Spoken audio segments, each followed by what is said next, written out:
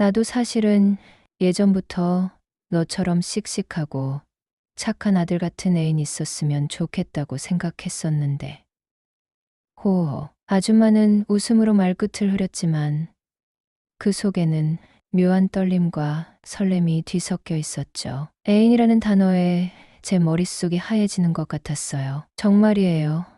농담 아니죠. 글쎄 농담일까, 진담일까. 그렇게 그 밤 엄마 친구와 서로의 비밀 친구가 되기로 약속했어요.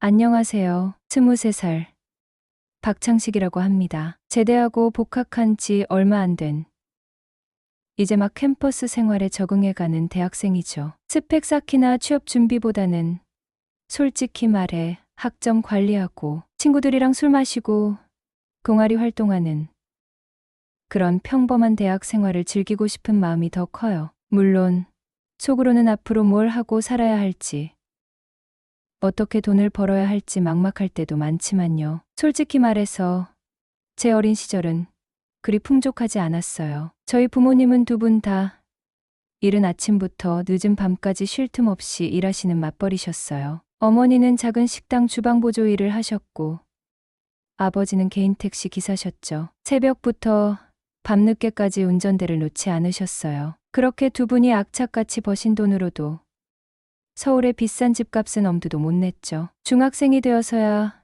겨우 경기도 외곽의 낡은 빌라 하나를 대출 끼고 장만하셨을 정도였으니까요. 정말 저희 부모님은 말 그대로 아무것도 없는 흙수저에서 시작하셨거든요. 그런 부모님 밑에서 자란 저 역시 용돈을 넉넉히 받기보다는 갖고 싶은 게 있으면 방학 때나 주말에 아르바이트를 해서 직접 마련해야 했죠. 남들 다 있는 최신형 스마트폰이나 노트북 같은 것들은 친구들이 새 학기 선물로 받을 때 저는 식당 주방에서 설거지를 하거나 건설 현장에서 막노동을 해서 번 돈으로 사야 했어요. 그런 경험 때문인지 또래 친구들보다 돈의 소중함이나 삶의 현실에 대해 조금 더 일찍 눈을 뜬 것 같기도 해요. 그렇게 하루하루 바쁘게 살아오던 저희 가족에게 청천벽력 같은 일이 닥쳤어요. 제가 21살이 되던 해였죠. 군입대를 얼마 남겨두지 않은 여름이었어요. 아버지가 갑작스러운 교통사고로 돌아가셨어요. 손님을 태우려고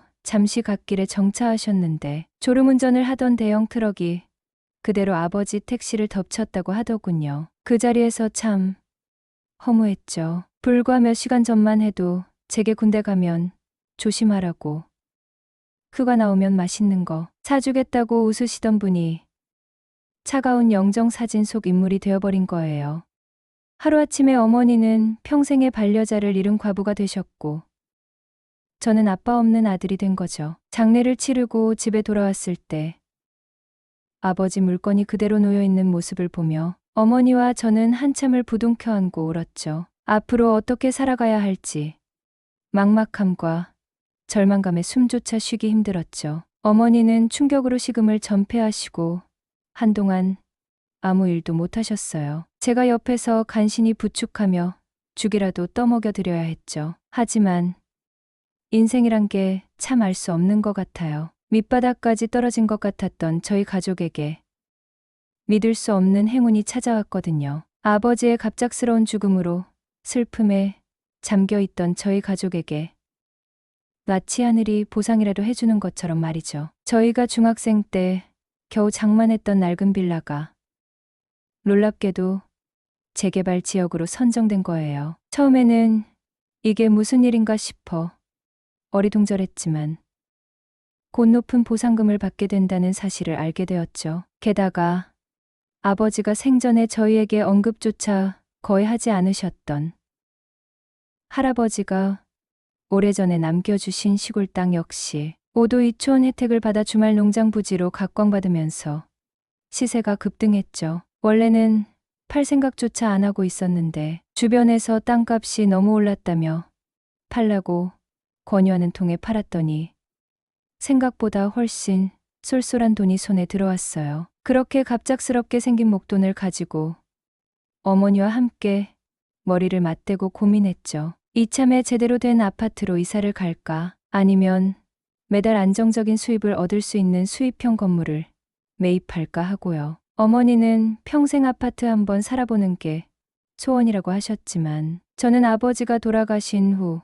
어머니 혼자 남겨질 상황이 걱정됐고 안정적인 노후 자금이 필요하다고 생각했죠. 긴 고민 끝에 저희는 당장의 편안함보다는 미래의 안정적인 수입을 택하기로 했어요. 매달 통장에 꼬박꼬박 월세가 들어오는 수입형 건물을 매입하기로 결정한 거죠. 그렇게 경기도에 한적하지만 앞으로 발전 가능성이 있어 보이는 동네에 1층에 상가가 있고 그 위로 원룸과 투룸이 있는 작은 건물을 매입하게 되었어요. 대출을 조금 받긴 했지만 대부분 저희 돈으로 해결할 수 있었죠. 건물을 매입한 후 가장 먼저 한 일은 저희가 살 공간을 마련하는 것이었어요. 4층 전체를 터서 저희 모자가 지낼 수 있는 넓은 집으로 꾸몄죠. 그리고 1층 상가에는 어머니가 예전부터 해보고 싶어 하셨던 작은 편의점을 차렸고요. 어머니는 이 일을 하면서 아버지 생각도 있고 사람들과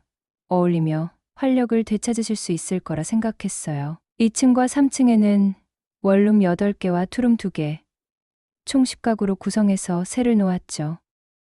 운이 좋게도 건물을 매입하고 리모델링하는 동안 공실 없이 임대가 완료되었고 저희는 건물주로서 새로운 삶을 시작하게 되었어요. 저는 예정대로 군대에 갔고 어머니는 1층 편의점을 운영하시며 이 3층 세입자들을 관리하셨죠. 군 복무 중에도 어머니는 제가 걱정할까봐 늘 괜찮다고 말씀하셨지만 가끔 들려오는 목소리에서 힘겨움이 느껴질 때면 마음이 아팠어요. 그래도 아버지가 남겨주신 예상치 못한 유산과 건물이 저희 모자가 앞으로 살아가는데 큰 힘이 될 거라는 생각에 감사했죠.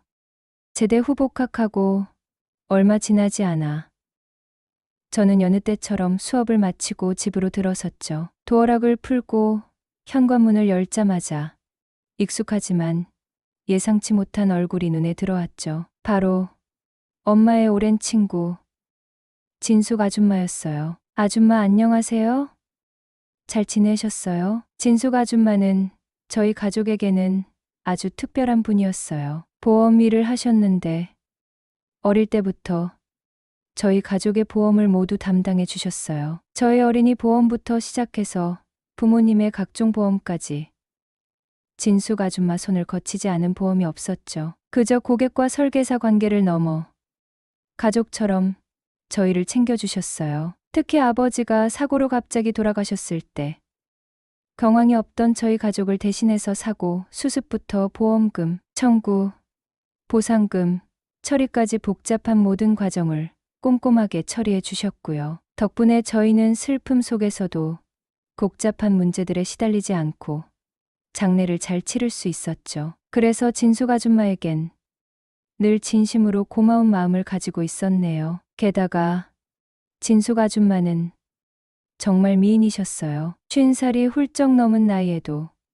꾸준한 자기 관리로 30대 후반이라고 해도 믿을 정도로 탄력 있는 피부와 군살 없는 몸매를 유지하고 계셨죠. 운동으로 다져진 듯한 탄탄한 몸은 젊은 여자들도 부러워할 만했죠. 세련된 옷차림과 흐트러짐 없는 헤어스타일은 언제나 자신감 넘치는 커리어 우먼 같았거든요. 특히 그녀 특유의 눈웃음과 환한 미소는 보는 사람을 저절로 기분 좋게 만드는 마법을 지닌 듯 했네요. 어릴 때부터 저는 진숙 아줌마를 보며 우리 엄마 친구 중에 제일 예쁘다고 생각하곤 했죠. 어머, 창씨가 오랜만이네. 잘 지냈어?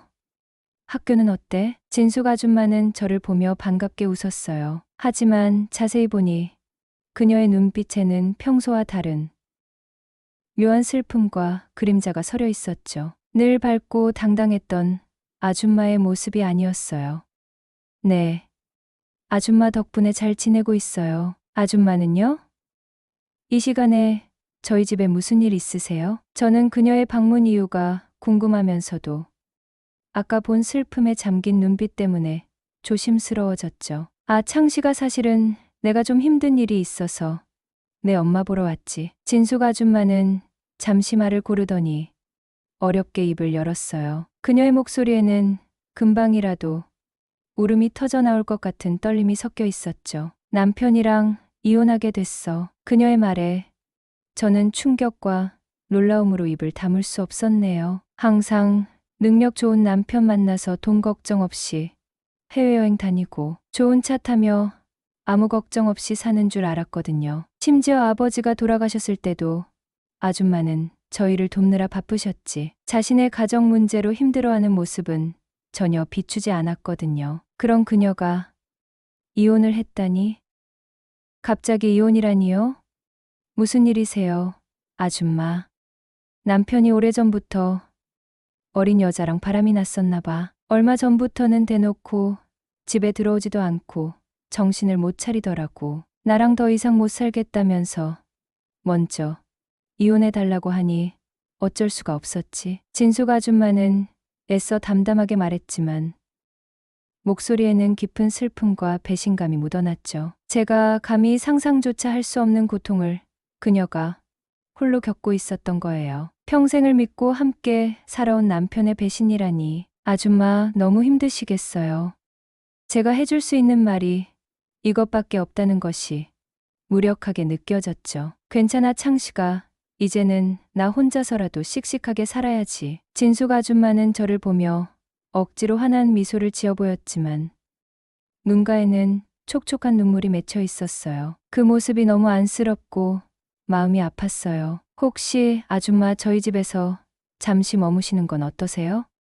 저도 모르게 순간적인 망설임 끝에 그녀에게 조심스럽게 제안했죠. 어머니와 제가 사는 4층 집은 방이 3개였어요. 하나는 어머니 방, 하나는 제 방, 그리고 남은 방 하나는 손님이 오거나 창고처럼 사용하는 공간이었죠. 저희 집에 방이 하나 비어 있는데 여기서 지내시면 당분간은 조금이나마 편안하실 거예요. 생각 정리도 하시고. 제 예상과는 달리 진숙 아줌마는 제 갑작스러운 제안에 눈을 동그랗게 뜨며 놀란 듯 보였죠. 잠시 망설이는 듯 하더니 이내 고개를 끄덕이더군요. 정말 고마워. 창식아, 내 마음 씀씀이가 꼭 내 아빠를 닮았네. 내 엄마한테도 얘기해 봐야지. 네. 어머님도 분명히 아줌마 오시는 거 좋아하실 거예요. 마침 1층 편의점에서 손님이 없어 잠시 올라오신 어머니는 진숙 아줌마의 딱한 사정을 듣고는 제안을 듣자마자 눈물을 글썽이며 흔쾌히 동의하셨어요. 오히려 진숙 아줌마를 따뜻하게 안아주시며 이 힘든 시기에 어디 혼자 있냐. 여기가 내 집이라고 생각하고 편하게 지내라며 위로하셨죠. 저희 어머니와는 정말 자매처럼 가까운 사이셨으니까요. 그렇게 진숙 아줌마는 당분간 저희 집에서 함께 살게 된 거예요. 진숙 아줌마가 저희 집에 오신 후 처음에는 어색함도 있었지만 금세 편안해졌어요. 어머니는 낮에는 편의점 일 때문에 바쁘셨고 저는 학교에 가거나 도서관에 있었기에 자연스럽게 저녁 시간이나 주말에 아줌마와 마주치는 시간이 많아졌어요. 아줌마는 처음에는 저희에게 폐를 끼치는 것 같다며 미안해하셨지만 어머니와 제가 진심으로 편하게 지내시라고 말씀드리자 마음을 놓으신 것 같았죠. 아줌마는 저희 집에서도 여전히 자기 관리를 게을리하지 않으셨어요. 아침 일찍 일어나 가벼운 운동을 하시고 피부 관리를 하셨죠. 집 안에서는 편안한 옷차림을 하셨지만 그 편안함 속에서도 묘하게 시선을 끄는 옷들이 있었네요. 예를 들어 부드러운 소재의 니트 원피스라든지 몸에 적당히 피트되는 레깅스에 긴 티셔츠 같은 옷들이었죠. 그런 옷을 입고 집 안을 오가실 때마다 저도 모르게 시선이 가는 걸 느꼈어요. 예전에는 그냥 우리 엄마 친구 예쁜 아줌마 정도로 생각했는데 함께 살면서 매일 보게 되니 50대라는 나이가 믿기지 않을 만큼 고혹적인 매력이 느껴졌거든요. 어느 날 오후 어머니는 편의점에 손님이 많다며 저녁 준비를 진숙 아줌마에게 부탁하셨어요. 저는 제 방에서 과제를 하다가 거실로 나왔는데 아줌마가 식탁에 앉아 스마트폰을 보고 계셨죠. 편안한 면 소재의 원피스를 입고 계셨는데 저는 무심코 그쪽으로 시선이 갔는데 그때 아줌마가 고개를 들고 저와 눈이 마주쳤어요. 창식아. 벌써 나왔어? 배고프지? 저녁 준비하려고 했는데. 네. 아줌마, 제가 도와드릴까요? 제가 대답하면서도 아까 무심코 갔던 시선이 떠올라 얼굴이 살짝 달아올랐죠. 아줌마는 제 얼굴을 물끄러미 보시더니 장난기 가득한 미소를 지으며 물으셨어요. 어딜 그렇게 뚫어져라 봐. 혹시 아줌마한테 딴 맘 품고 있는 건 아니지? 순간 심장이 쿵 내려앉는 줄 알았네요. 제가 아줌마의 옷차림을 보고 있었다는 걸 들킨 것 같아 너무 부끄러웠죠. 애써 태연한 척하며 웃어넘기려 했어요. 아줌마 무슨 말씀을 그렇게 하세요. 그냥 아줌마 오늘 옷이 예쁘셔서요. 어머 그래. 칭찬 고마워. 그래도 딴 생각하면 안 된다? 아줌마는 내 엄마 친구잖아. 아줌마는 웃으면서 말했지만 그 웃음 속에 뭔가 의미심장한 기운이 느껴졌죠. 내가 딴 맘을 품고 있다는 걸 아는 건가? 아니면 그냥 농담인 건가?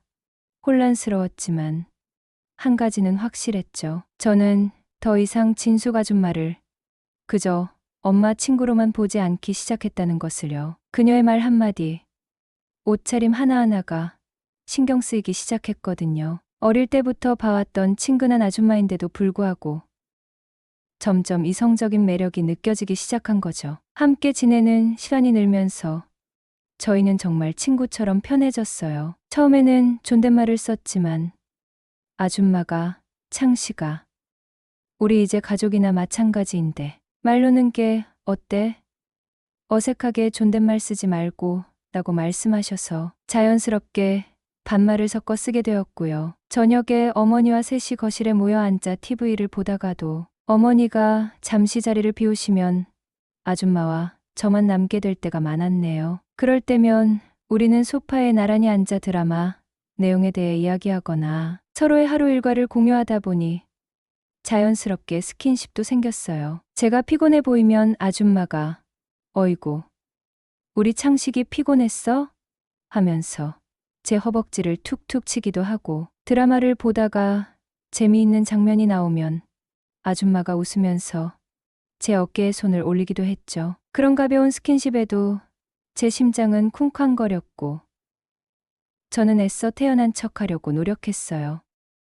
어느 날 밤이었네요. 샤워를 마치고 나와 제 방 침대에 앉아 면봉으로 귀를 파고 있었어요. 며칠 전부터 귀가 가려웠는데 시원하게 파내려던 순간 옥신하는 통증과 함께 피가 섞인 귀지가 묻어나오는 것을 발견했죠. 그때 마침 거실에 계시던 진수 아줌마가 제 방 앞으로 지나가다 저를 보셨어요. 어머, 창씨가 밤늦게 뭐해?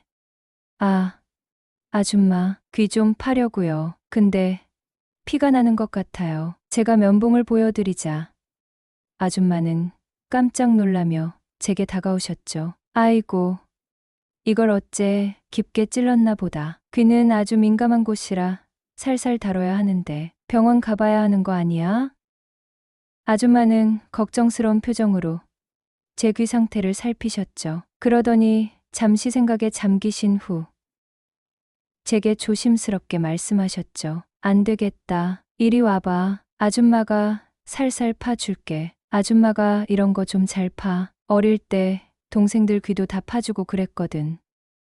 저는 예상치 못한 제안에 당황했지만 아줌마의 진심 어린 걱정과 부드러운 목소리에 거절할 수가 없었죠. 게다가 아프기도 했고요. 아줌마는 제 손에서 면봉을 가져가시더니 거실 소파에 앉아 자신의 무릎을 툭툭 치셨죠. 이리 와서 여기 누워봐. 그래야 잘 보여.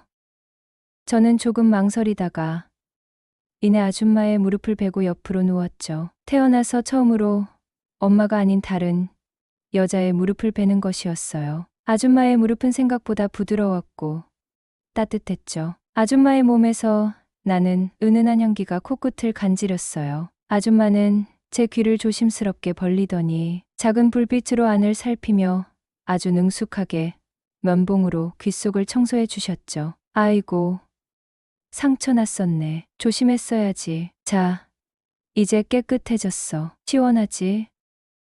아줌마의 손길은 부드럽고 조심스러웠지만 귓속을 면봉으로 긁어내는 느낌은 평생 처음 느껴보는 기분이었어요. 간질간질하면서도 묘하게 짜릿한 느낌이 온몸으로 퍼져나갔죠. 귀를 파주는 동안 아줌마의 숨결이 제 귓가에 가깝게 느껴졌고 아줌마의 손가락이 제 귓바퀴에 닿을 때마다 전율이 일어났죠. 그 짧은 순간 아줌마의 따뜻한 체온과 부드러운 손길 그리고 은은한 향기에 취해버린 것 같았어요. 아마 그때였던 것 같아요. 제가 진숙 아줌마를 단순히 엄마, 친구나 동거인으로서가 아니라 한 명의 여자로, 이성으로 느끼기 시작한 것이 말이죠.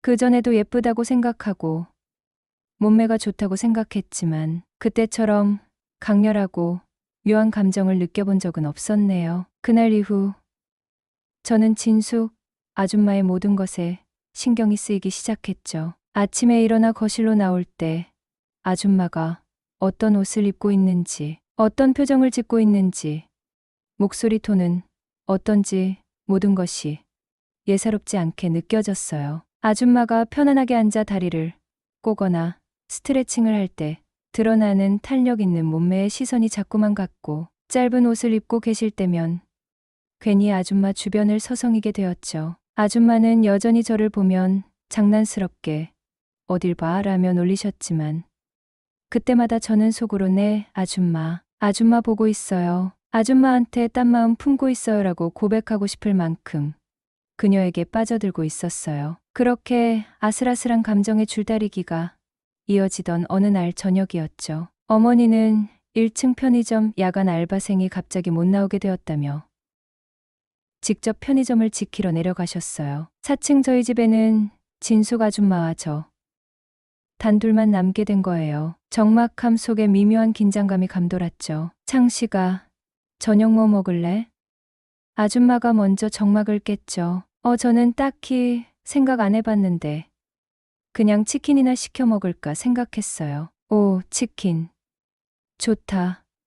그럼 너 아줌마랑 치킨에 맥주 한 잔 할래? 아줌마의 제안은 거절할 이유가 전혀 없었죠. 기회라고 생각했어요. 와, 진짜요?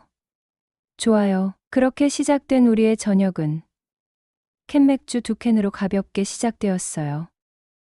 치킨을 앞에 두고 맥주를 홀짝이며 시시콜콜한 이야기를 나눴죠. 학교 생활, 아줌마의 보험일 이야기, 동네 이야기 그러다 문득 아줌마가 깊은 한숨을 내쉬었어요. 근데 솔직히 가끔은 너무 외롭고 힘들다. 평생 함께 할 줄 알았던 사람이 한순간에 남이 되니까 앞이 막막하고 아줌마는 조심스럽게 이혼 후 자신의 힘든 심정을 이야기했네요. 늘 당당해 보이던 아줌마의 속마음을 듣자니 마음이 아팠고 자연스럽게 위로의 말이 나왔죠. 아줌마 괜찮아요. 아줌마 잘못 아니잖아요. 다 잘 될 거예요. 고마워. 창씨가 내가 있어서 정말 힘이 된다. 이렇게 내 엄마랑 너랑 같이 지내니까 그래도 좀 덜 외로워. 아줌마는 제 눈을 지그시 바라보며 말했어요. 그 눈빛 속에는 감사함과 함께 설명하기 어려운 다른 감정도 느껴졌죠. 저는 그 눈빛에 용기를 얻어 조금 더 솔직해져도 괜찮을 것 같다는 생각이 들었네요. 캔맥주 2캔은 금방 비워졌고 대화는 더욱 깊어졌죠. 자연스럽게 소주를 꺼내왔어요. 소주잔을 부딪히며 서로의 속마음을 조금씩 꺼내놓았죠. 벌써 2병째 소주잔이 비어갈 무렵 아줌마의 얼굴은 술기운에 발갛게 달아올랐고 피곤함과 슬픔으로 퀭했던 눈가에는 어느새 촉촉한 물기가 어려 있었죠. 나 역시 알딸딸하니 몽롱한 기분이었지만 나쁘지 않았어요. 오히려 아줌마와 단둘이 이렇게 깊은 이야기를 나누고 있다는 사실이 묘하게 설레는 감정으로 가슴 한켠을 간지렸죠. 이제 슬슬 자러 가야겠어요. 더 오래 함께 있고 싶었지만 너무 늦으면 아줌마가 불편해하실까봐 혹은 제가 아줌마에게 다른 마음이 있다는 것을 들킬까봐 걱정되어 애써 자리에서 일어나려 했어요. 더 얘기를 나누다 술기운에 실수할 것만 같았거든요. 제 속마음을 말이죠. 그만 마시겠다고 하자 아줌마는 아쉬운 표정을 지으며 고개를 끄덕였죠. 벌써 시간이 이렇게 됐나? 아쉽네. 너랑 이야기하다 보니 시간 가는 줄 몰랐네. 정말 그러네요.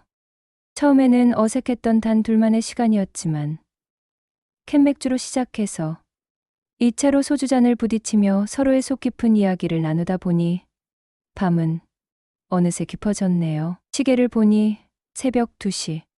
속으로 아쉬워하며 자리에서 완전히 일어나려는데 아줌마가 툭 하고 말을 던졌죠. 창씨가 아줌마랑 좀만 더 놀아주고 가면 안 될까? 예상치 못한 제안에 순간 숨이 멎는 듯 했네요. 늦은 시간까지 함께 있고 싶었지만 괜히 부담스러워 할까봐, 혹은 제가 선을 넘는 건 아닐까 망설였던 제 마음이 무색해지는 순간이었어요. 애타던 갈증이 한 번에 해소되는 기분이었죠. 정말요? 좋아요. 제 적극적인 반응에 아줌마는 살짝 미소 지으며 냉장고로 향했네요. 이번에는 캔맥주 2개를 더 꺼내 능숙하게 따더니 하나는 제게 건네고 나머지 하나는 자신이 들었죠. 그리고 소파에 털썩 앉으며 저를 빤히 바라봤어요. 아줌마랑 노니까 재미없어서 집에 일찍 가려던 거지? 아줌마 무슨 말씀을요? 재미없긴 누가요? 저 진짜 오늘 너무 즐거웠어요. 아줌마랑 이렇게 편하게 이야기 나눈 거 처음 같아요. 그래?